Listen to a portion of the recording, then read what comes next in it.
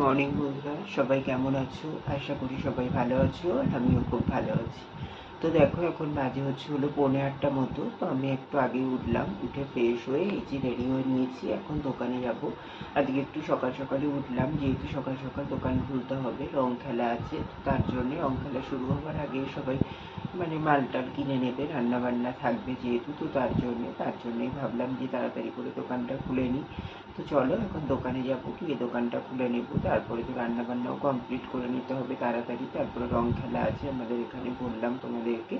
তো আজকে তো রং খেলা, সবাইকে জানাই হ্যাপি হোলি। সবাই খুব খুব আনন্দ করো আর রং খেলো। সবাই সাবধানে রং খেলো, কারণ রংটা তো খুব একটা ভালো জিনিস না।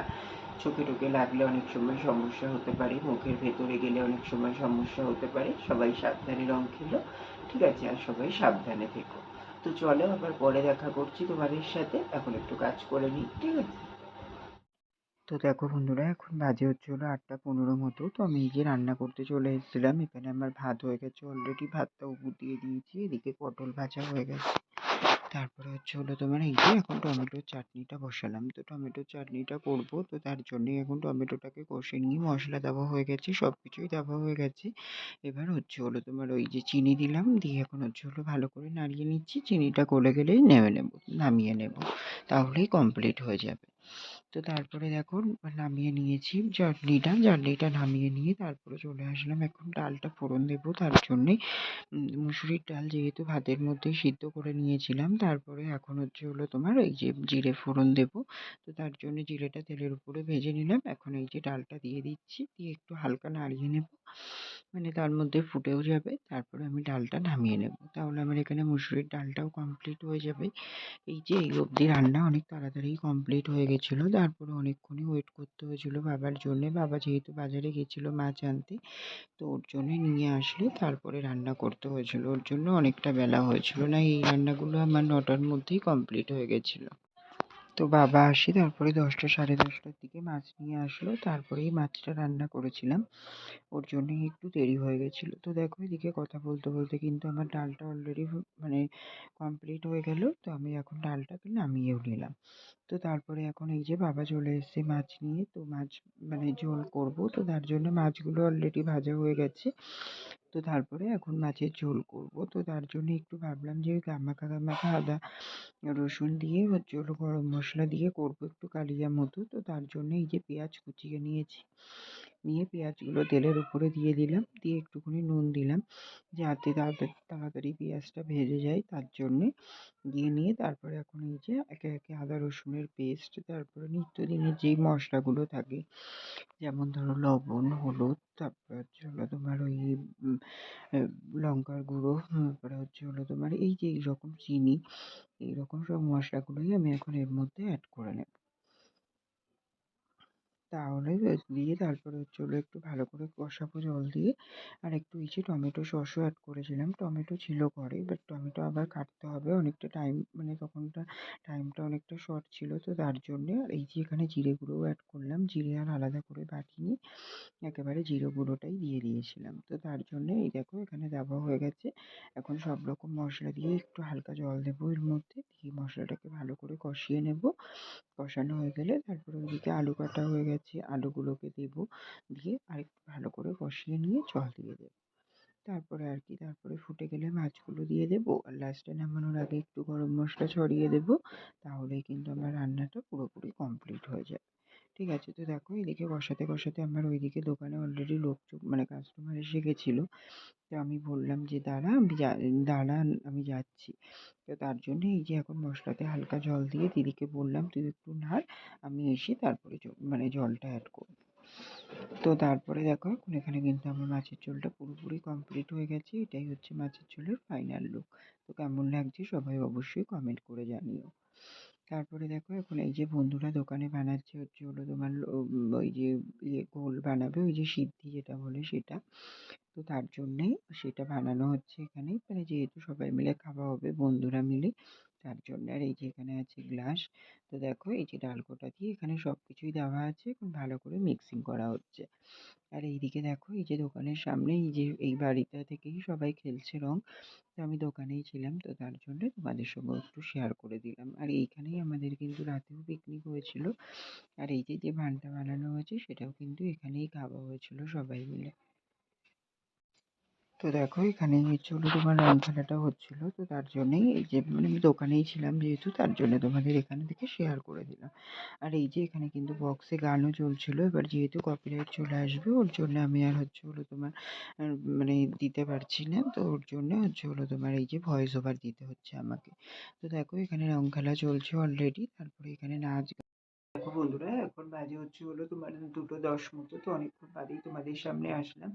আসলে হচ্ছে হলো তোমার এই যে 12:30 একটার দিকে খেলা শেষ হয়ে গেছে, মানে আমাদের এখানে যারা রং খেলছিল তারা সবাই মিলে চলে গেল। তো তারপরেই এবার আমাদের ওখানে যে সিদ্ধি খাওয়া হয়েছিল তোমরা দেখেছিলাম, তোমাদের ভিডিও করেছিলাম, তো হচ্ছে হলো তোমার সেটা খেয়ে অনেকের সমস্যা হয়েছে, মানে মাথা ঘুরে ঘুরে সব পড়ে যাচ্ছে এরকম হচ্ছে, 2-3 জনের এরকম মানে সামনের বাড়িতে শরীর খারাপ হয়েছে। এবার তাদের বাড়িতে ব্যাটা ছেলের তেমন কেউ নেই, তারপরে সে আমি আর একটা ওদের বাড়িরই একটা বন্ধু, দুজনে মিলে তাই সবাইকে কন্ট্রোল করলাম। এরকম মানে 3-4 জনের এরকম হয়েছে একসাথে, তো আমরা দুজনে মিলে সেই তেঁতুল জল দেওয়া, লেবু জল দেওয়া এরকম করে করে সব কিছু এক একজনকে দিয়ে দিয়ে তারপরে কিছুটা রিলিফ হলে তারপরে এই আমরা বাড়িতে আসলাম। এবার আমাদেরও তো কম বেশি হচ্ছেই, সাথে হচ্ছে হলো তোমার ওই রকম। এবার কি করবো বলো, এইসব করে তার জন্য দোকানের রংগুলো সব গোছানো, রংগুলো সব গুছিয়ে তারপরে হচ্ছে ওটা তোমার ওই বিয়ে করলাম এই যে, তারপরে এই যে হলো তোমার ঘরে আসলাম, ঘরে এসে তারপরে চান করলাম, ওইদিকে রং টং গুছাতে গিয়ে অনেকটাই দেরি হয়ে গেছিল। তো সব কিছু গুছিয়ে কমপ্লিট করে এই যে ঘরে আসলাম, ঘরে এসে তারপরে দেখো যেখানে আমার পুজো করা হয়ে গেছে ঠাকুরের, এখন ঠাকুরেরটা নামাবো, নামিয়ে খাওয়া দাওয়া করবো, করে একটু শোবো, দেখি রিলিফ পাই কিনা, মানে খুবই কষ্ট হচ্ছে বুঝতে পারছি না কেন, মানে আমার কিছুই সমস্যা হচ্ছে না সেরকম একটা শরীরে, শুধু জাস্ট এই গলার এখানটায় করে মনে হচ্ছে বমি বমি পাচ্ছে, বমি হবে, বাট মানে সে হচ্ছে না এরকম টাইপের অবস্থা, এখন জানি না কি হতে চলেছে। ঠিক আছে, তো চলো বন্ধুরা একটু রেস্ট নিয়ে নিই, আবার পরে আসছি। দেখো বন্ধুরা এখন বাজে হচ্ছিল রাত 10:30 মতো, তো দুপুরের পর থেকে তো তোমাদের সামনে আসতেই পারিনি, আর বলো না সেই সিদ্ধি খাওয়ার পরে খুবই অবস্থা খারাপ হয়ে গেছিলো দুপুরে, সরি তোমাদের সামনে তো আসলাম বললাম, তো তারপরে শুয়েছি, মানে ঘুম আসেনি এক ফোঁটা, কিন্তু ক্লান্তিতে পুরো চোখ বন্ধ হয়ে আসছে, তো অনেকক্ষণই শুলাম, শুয়ে তারপরে 5টা 15-র দিকে উঠে দোকানে চলে গেছিলাম, গিয়ে দোকান খুলে নিয়েছিলাম। আর যারা মানে আমাদের সঙ্গে খাওয়া দাওয়া করেছিল, মানে যারা আমরা ছিলাম সবারই একই অবস্থা, কেউ তো বমি করেছে, কেউ তো হচ্ছে হলো ঘুমাচ্ছে তো আর উঠছে না, এরকম এক একজনের এক এক রকম অবস্থা। একটা বন্ধুর বোনের খুব শরীর খারাপ হয়েছিল, বন্ধুটার হয়েছিল, তারপরে অনেক বাবা মাদেরও হয়েছে, তো খুবই সমস্যা হয়ে গেছে। আসলে কি বলতো সেদিকটা খেয়ে তো অভ্যাস তো না, এবার সবাই খেয়েছে, এবার বুঝতে পারিনি, পরে গিয়ে তারপরে নেশা হয়ে গেছে, আর ওটা খুবই অসুবিধা হয়েছে, তো কি আর করা যাবে। তো তারপরে আমারও শরীর আর চলছে না, মানে এমনি অসুবিধা তেমন কিছু হচ্ছে না, চোখে কেমন ঘুম ঘুম লাগছে, শরীরটা খুবই টায়ার্ড। তো তার জন্য এখন রাতে তো পিকনিক আছে, তোমাদেরকে বললাম ওই যে গান শুনতে পাচ্ছ, তো ওখানে পিকনিক হচ্ছে, হচ্ছে হলো তোমার ওই চিকেন বিরিয়ানি রান্না হচ্ছে, তো আমি জাস্ট দোকান বন্ধ করে আসলাম, এসে তারপরে এই যে রেডি হয়ে নিয়েছি, এই যে গেঞ্জিটা প্যান্টটা পরলাম, ঠিক আছে, তো এখন যাবো, গিয়ে হচ্ছে হলো তোমার খাওয়া দাওয়া করবো, করেই চলে আসবো, আর শরীরে দিচ্ছে না, এসে শুয়ে পড়বো, ঠিক আছে। তো চলো খেয়ে আসি, আবার আসছি পরে। তো দেখো বন্ধুরা এখন হচ্ছে হলো বাজে 11:45 মতো, তো এখনই আমি খাওয়া দাওয়া করে আসলাম।